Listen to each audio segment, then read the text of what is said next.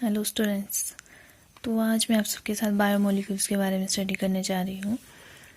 तो बायोमोलिक्यूल्स क्या होते हैं? बायोमोलिक्यूल्स ऐसे मोलिक्यूल्स होते हैं जो लिविंग ऑर्गेनिज्म को अपनी लाइफ मतलब मेंटेन करने के लिए, अपनी ग्रोथ के लिए ज़रूरी होते हैं। तो सबसे पहले है ये कि फिजिकल बेसिस ऑफ लाइफ किसे बोला है? प्रोटोप्लाज्म को। जो फिजिकल बेसिस ऑफ लाइफ है प्रोटोप्लाज्म को, वो हग्सले ने बोला था, क्योंकि प्रोटोप्लाज्म जो है वो मेन बेस है आपका लाइफ का, क्योंकि सारी मेटाबॉलिक प्रोसेसेस इसमें होती है। और स्कूल्स ने आपकी प्रोटोप्लाज्म थ्योरी दी थी। इन्होंने बोला था कि प्रोटोप्लाज्म जो है वो क्रिस्टलोकोलाइड सॉल्यूशन है। क्रिस्टलोकोलाइड सॉल्यूशन क्यों है? क्योंकि इसमें आपके सोल्ट, शुगर, प्रोटीन्स, एसिड, वेस, लिपिड, ये सब प्रेजेंट होते हैं। उसके बाद बात करें तो बायोमोलिक्यूल्स को 2 पार्ट्स में डिवाइड किया है। इनऑर्गेनिक कंपाउंड्स भी होते हैं और ऑर्गेनिक कंपाउंड्स भी होते हैं। इनऑर्गेनिक कंपाउंड्स आए आपके मिनरल सॉल्ट्स और वाटर। जो ऑर्गेनिक कंपाउंड है वो फर्दर 2 पार्ट्स में डिवाइड है, माइक्रोमोलिक्यूल्स और मैक्रोमोलिक्यूल्स। तो जो माइक्रोमोलिक्यूल है वो आपके लाइक कार्बोहाइड्रेट्स हो गए, वो आपके माइक्रो में आते हैं, और मैक्रो में जैसे आपके प्रोटीन, न्यूक्लिक एसिड एट्सेट्रा।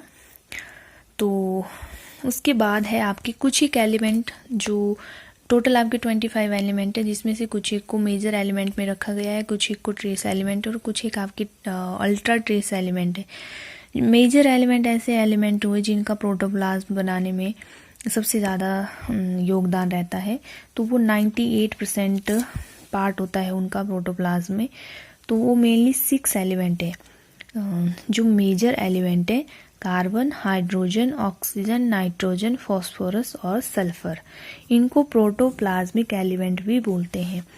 उसके बाद है माइनर या ट्रेस एलिमेंट, जो सिर्फ 2% ही देते हैं अपना। इसमें कैल्शियम 2 पॉजिटिव और magnesium ion, sodium ion, potassium, chlorine ion, iodine, iron ion etcetera. Ultra trace element भी कुछ है, जैसे manganese, cobalt ion, copper and zinc etcetera. उसके बाद हम बात करते हैं, सबसे पहले लेते हैं हम कार्बोहाइड्रेट का। ठीक है, तो कार्बोहाइड्रेट आपकी माइक्रोमोलिक्यूल्स हैं जो कि आपके एनर्जी गिविंग फूड में आते हैं।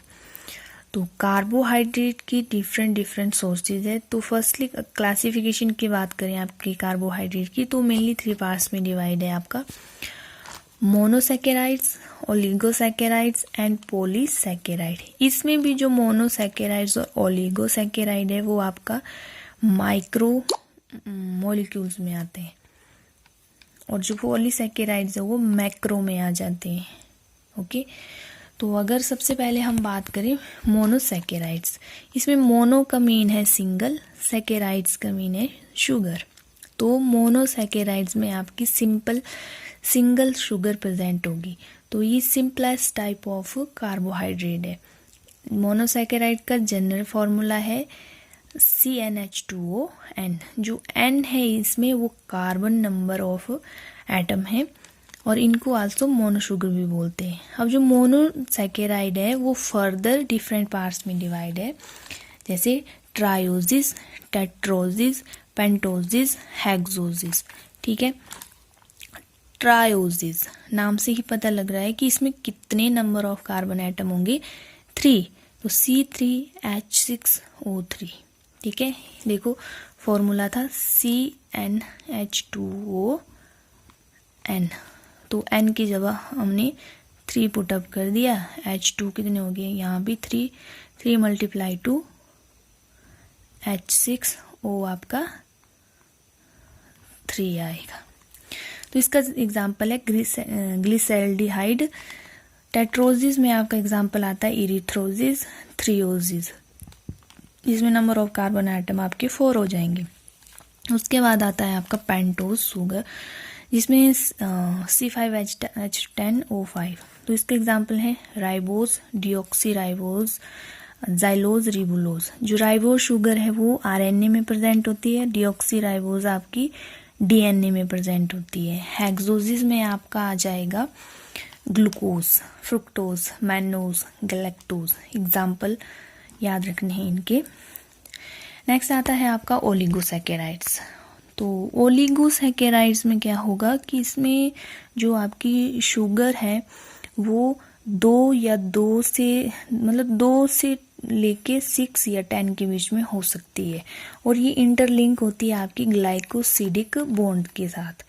और ओलिगोसैकेराइड्स फर्दर 2 पार्ट्स में डिवाइड है, डाइसैकेराइड्स और ट्राइसैकेराइड्स।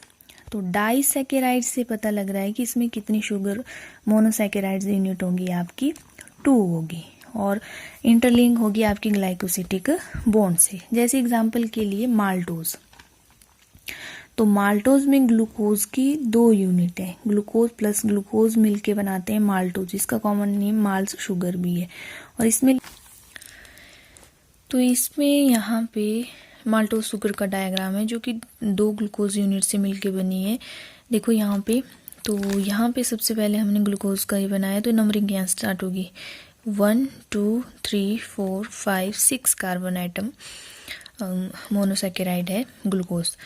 तो वैसे ही यहाँ पे, तो इसमें फिर क्या होगा कि इसका कार्बन 1 वाली पोजीशन का और इसकी 4 वाली पोजीशन का, ठीक है। तो यहाँ से इनके बीच में लिंकेज होगी, तो इसमें से एक H2O वाटर मॉलिक्यूल निकल जाएगा और बच जाएगा सिर्फ आपका यहाँ पे O।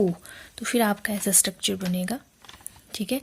H2O आपका निकल गया, तो ये इस लिंकेज को बोल रहे हैं अल्फा 1,4 लिंकेज। अल्फा क्यों? क्योंकि ये दोनों अल्फा डी ग्लूकोज है, ये भी अल्फा डी ग्लूकोज स्ट्रक्चर है और ये भी अल्फा डी ग्लूकोज स्ट्रक्चर है।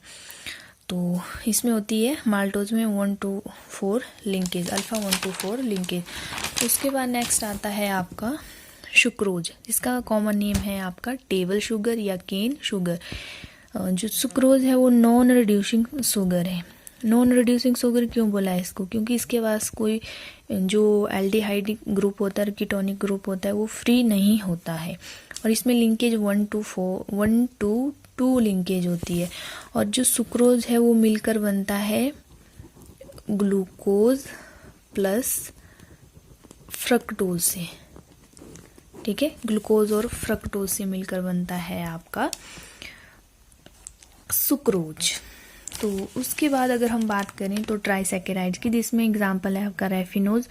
ये भी आपका नॉन रिड्यूसिंग शुगर है और ये फाउंड होता है शुगर बीट और कॉफ़ी में।